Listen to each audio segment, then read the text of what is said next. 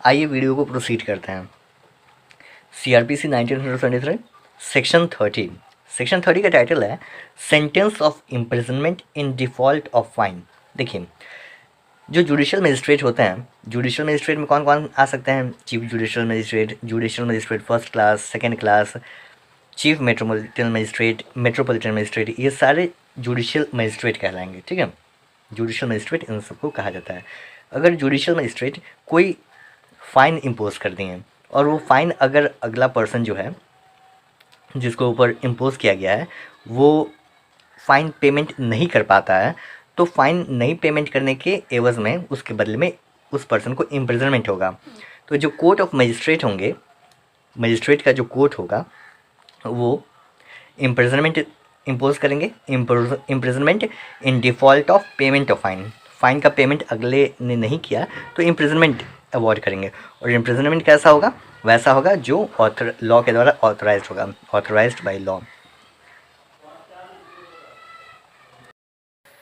The term should not exceed the powers of the magistrate under section 29। देखिए, section 30 के अंतर्गत में जो सेंटेंस इम्पोज किया जा रहा है, sentence of imprisonment in default of fine, वो उस मजिस्ट्रेट के पावर को एक्सीड नहीं करेगा जो सेक्शन 29 में दिया हुआ है। सेक्शन 29 में मेंशन है कि chief judicial magistrate first class, second class, chief metropolitan magistrate, इनका पावर्स क्या है, कितना इम्प्रिजनमेंट इम्पोज कर सकते हैं, कितना फ़ाइन इन लोग इम्पोज कर सकते हैं, वो पावर, उनका जो भी पावर है उससे ज़्यादा एक्सीड नहीं कर सकता है। ठीक है, the term should not exceed the powers of the magistrate under section 29। Section 29 को अच्छे से आपको समझना है तो ऑलरेडी हम वीडियो बना चुके हैं, आप देख सकते हैं। ठीक है, फर्दर कहता है the term shall not exceed 1/4 of the term of imprisonment for which the magistrate is competent to inflict. देखिए, मान लीजिए एग्जाम्पल के तौर पे कि कोई जुडिशियल मजिस्ट्रेट सेकंड क्लास हैं, सेकंड क्लास मैक्सिमम इम्प्रिजनमेंट कितना दे सकते हैं? 1 साल का दे सकते हैं।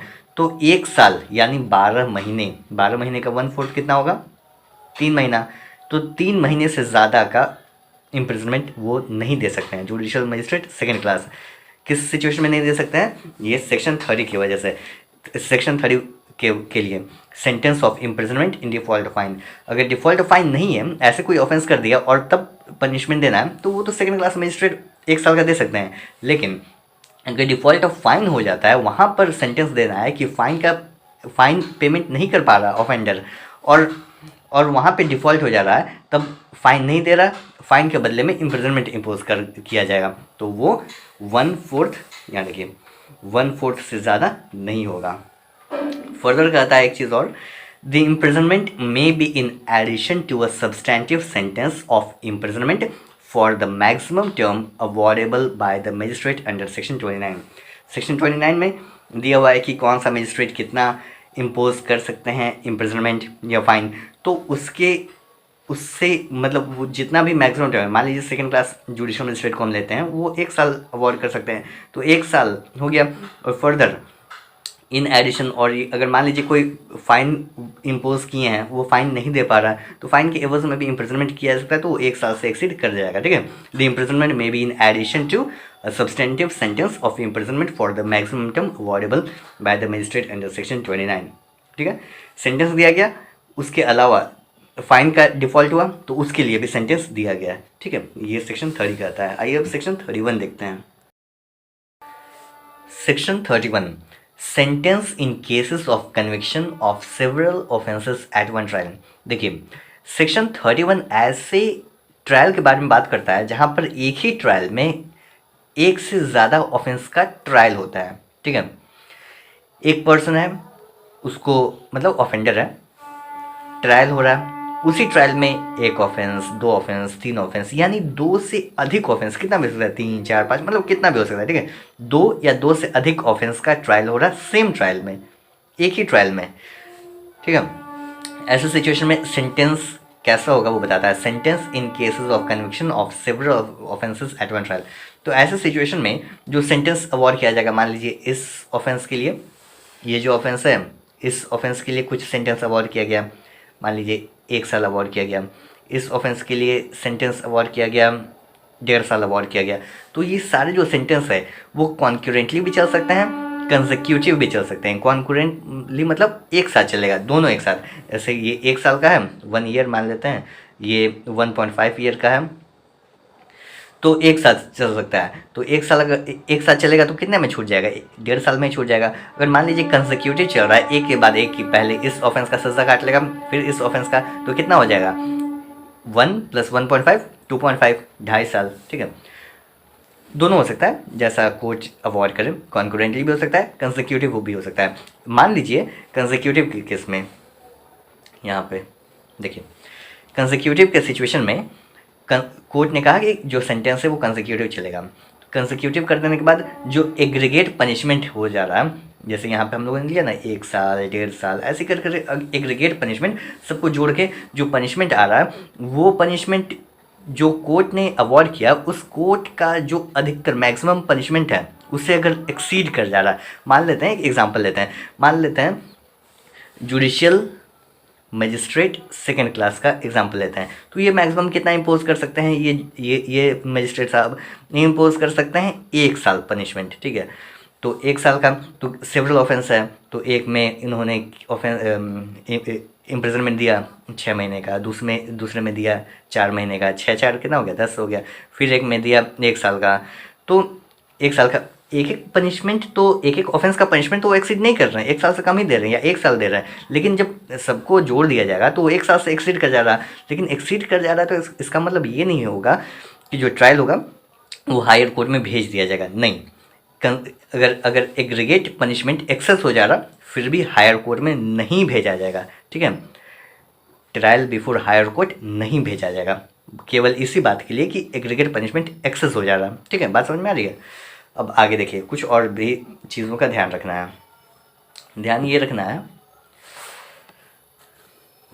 रखना है कि मैक्सिमम सेंटेंस ऑफ इम्प्रिजनमेंट, जो एग्रीगेट सेंटेंस होगा वो मैक्सिमम कितना हो सकता है? 14 साल हो सकता है, 14 ईयर्स।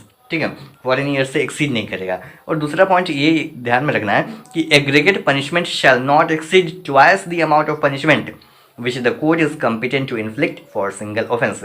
इसका क्या मतलब होगा? देखिए एग्जाम्पल लेते हैं, यही जुडिशियल मजिस्ट्रेट सेकंड क्लास का, ये मान लेते हैं ये कितना मैक्सिमम इम्पोज कर सकते हैं? 1 साल का पनिशमेंट इम्पोज कर सकते हैं जुडिशियल मजिस्ट्रेट सेकंड क्लास। तो 2 3 4 कई सारे ऑफेंस आए, एक ही ट्रायल में इन्होंने ट्रायल कंडक्ट किया और सारा का इम्पोज कर दिया इन्होंने। लेकिन जोड़ने पे कितना होगा? जोड़ने पे मैक्सिमम कितना हो सकता है?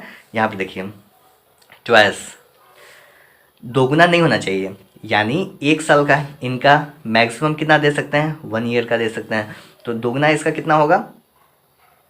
कितना हो जाएगा? 2 ईयर हो जाएगा। तो एग्रीगेट जो पनिशमेंट होगा वो 2 साल से अधिक नहीं हो सकता है। ठीक है, यही बात कह रहा है। ये तो जुडिशियल मजिस्ट्रेट सेकंड क्लास की बात की हैं। आप जुडिशियल मजिस्ट्रेट फर्स्ट क्लास ले सकते हैं, सीजेएम ले सकते हैं, चीफ जुडिशियल मजिस्ट्रेट। देखिए सीजेएम का अगर हम लेते हैं एग्जांपल, तो सीजेएम कितना इम्पोज कर सकते हैं? मैक्सिमम 7 साल इम्पोज कर सकते हैं। तो 7 का दोगुना कितना हो जाएगा? 14 ईयर्स। तो सीजेएम से ऊपर तो कोई अदर हायर कोर्ट होता नहीं है जुडिशियल मजिस्ट्रेट में, क्यों? जुडिशियल मजिस्ट्रेट में सबसे ऊपर तो सीजेएम होता है। ठीक है, तो 14 साल। तो यहाँ पे देखिए फर्स्ट पॉइंट में यही ना कह रहा है कि maximum sentence of imprisonment 14 years हो सकता है, सीजेएम दे सकते हैं। ठीक है, वही चीज़ है। अगर मान लीजिए केवल ये सेकंड पॉइंट भी लिखता तो कोई फ़र्क नहीं था, मतलब दिक्कत नहीं होता। बट थोड़ा मोर क्लैरिटी के लिए लॉ मेकर्स ने ये भी दे दिया कि मैक्सिमम इम्प्रिजनमेंट कितना दिया सकता है? 14 ईयर्स। ध्यान दीजिएगा, मान लीजिए अगर प्रीलिम में पूछा जाएगा कि जुडिशियल मजिस्ट्रेट्स जो होते हैं मैक्सिमम सेंटेंस ऑफ इम्प्रिजनमेंट कितना दे सकते हैं अगर एक से ज़्यादा ऑफेंस का ट्रायल हो रहा है सेम ही ट्रायल में, तो वो मैक्सिमम हो जाएगा आपका 14 ईयर्स। ठीक है, 14 ईयर्स, या दूसरे ऑप्शन में दिया रहेगा कि ट्वाइस, तो 14 ईयर्स एंड ट्वाइस बोथ हो जाएगा। ये भी देखना पड़ेगा, मतलब पूरा देखिएगा कि aggregate punishment shall not exceed twice the amount of punishment which the court is competent to inflict for single offence. ठीक है, लास्ट में छोटी सी बात और है, for the purpose of appeal. मान लीजिए अपील में जाया जा रहा है, तो अपील में जो एग्रीगेट पनिशमेंट होगा, एग्रीगेट सेंटेंसेस जो होंगे उनको माना जाएगा सिंगल सेंटेंस, वो सिंगल सेंटेंस ही उनको माना जाएगा अपील के लिए। ठीक है, तो ये सेक्शन 31 था। तो इस वीडियो में हम लोगों ने समझा section 30 and section 31। I hope concept clear हो गया होगा। मिलते हैं नेक्स्ट वीडियो में। Thanks for watching. जय हिंद।